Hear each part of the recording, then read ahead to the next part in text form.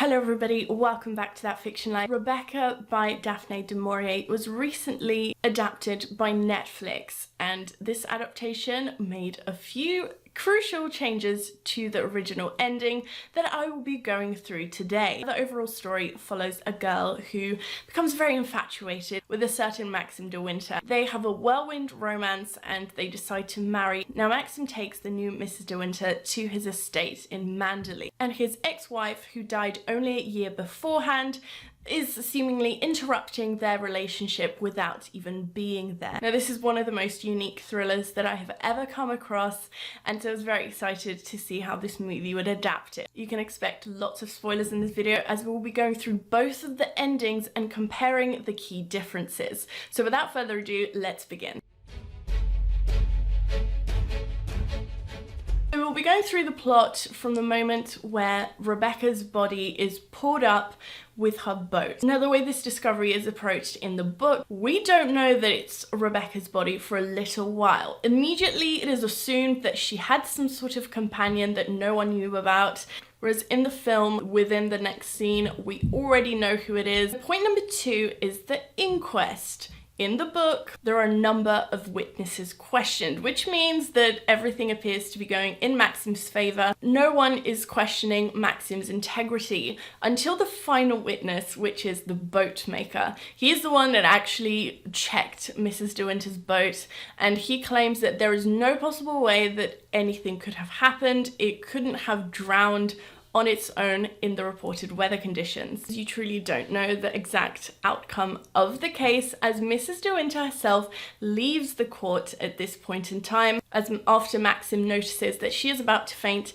and Frank takes her home. We, along with Mrs. de Winter, are waiting in earnest to see what happens. After Maxim eventually does return home, he tells us that Rebecca's death was ruled a suicide. Now if we turn to the film, the detective is the first to speak that he found it suspicious the manner in which the boat was found. He claims suicide or unlawful killing are the only possible verdicts. Maxim is then called to the stand and he gives his own evidence, and on their way home they discuss how there's no physical evidence tying him to Rebecca's death at all. The next point is the whole situation with Fauvel.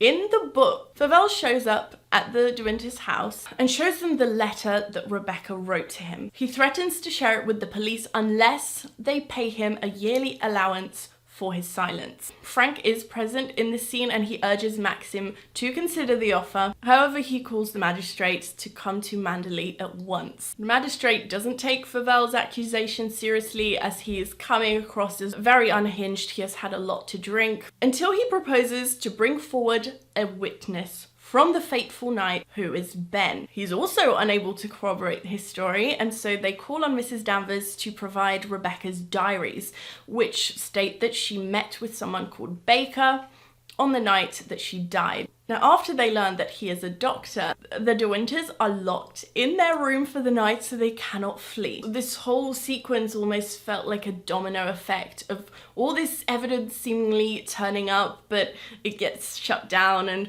now we have to wait the entire night to see how it will play out. Whereas in the movie, Fauvel is waiting for them when they turn up from the inquest and he presents them with the letter. But Mrs. de Winter is the one to suggest paying him off. As the situation becomes very heated, she says, "How much do you want? We will pay you to make this go away."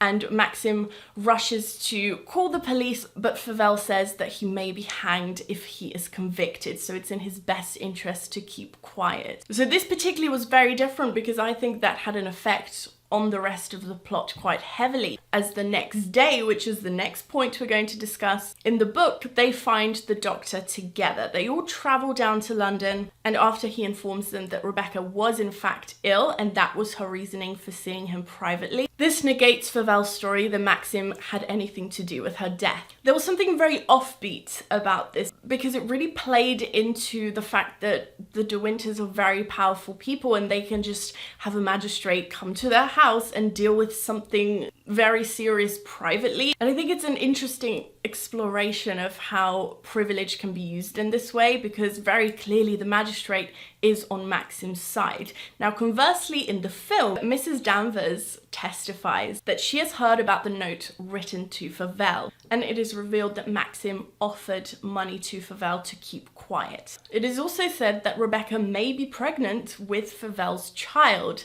and that was her motive for going to the doctor. Maxim is then immediately arrested and taken away, and then spends the majority of the following scenes sulking in a cell. This didn't have the same sort of intense feeling of them all traveling together to find the truth, as it is Mrs. de Winter that takes the car, travels down to London by herself, and then it is her and the detectives hearing together what occurred that fateful night. Now, the final scene is where the difference between the two mediums is most obvious, as in the book, the De Winters travel home from London through the night because Maxim has a very unsettling feeling. And as they arrive over the horizon, they see Manderley burning. And that's it. The end. The book finishes. And in this point in time, the film still has about 10 or 15 minutes left, which as a viewer completely surprised me because the story had played itself out. So in the film, they travel up to the house and see the fire, but they enter the scene to try and help everyone escape the flames. Mrs. de Winter then runs after Mrs. Danvers, who we clearly see as the culprit for setting the fire.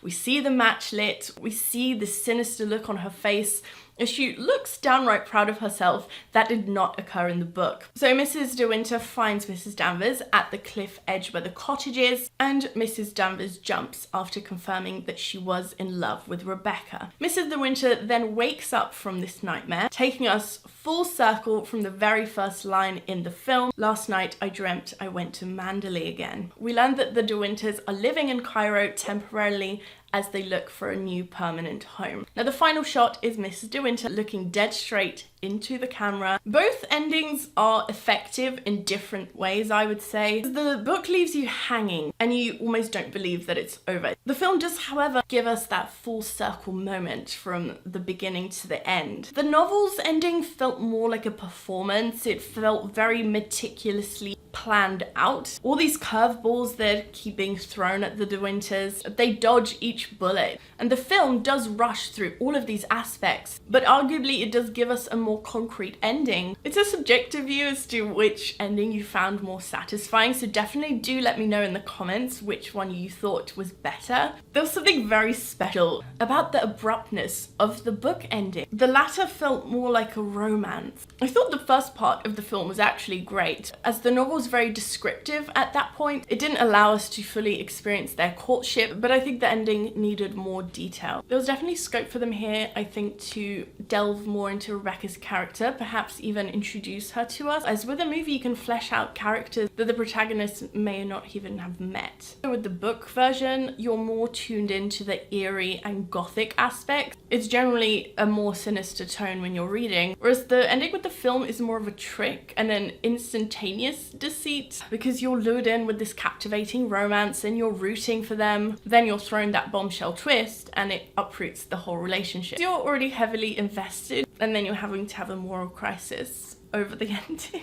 I'm a little bit shocked that they didn't enunciate the romance towards the end as much as at the start, especially the cottage scene. Reading that in the book felt so powerful, as Maxim felt this relief over Mrs. de Winter telling him that all this time she thought he was in love with Rebecca and that was why they were drifting apart, and to him it was so ridiculous that she thought that. So those are the two endings explained. I really hope you found this video useful. Have you seen the movie? Let me know your thoughts. Make sure to subscribe to my channel if you haven't already, and give this video a thumbs up. Thank you so much for watching, and I'll see you next time. Bye!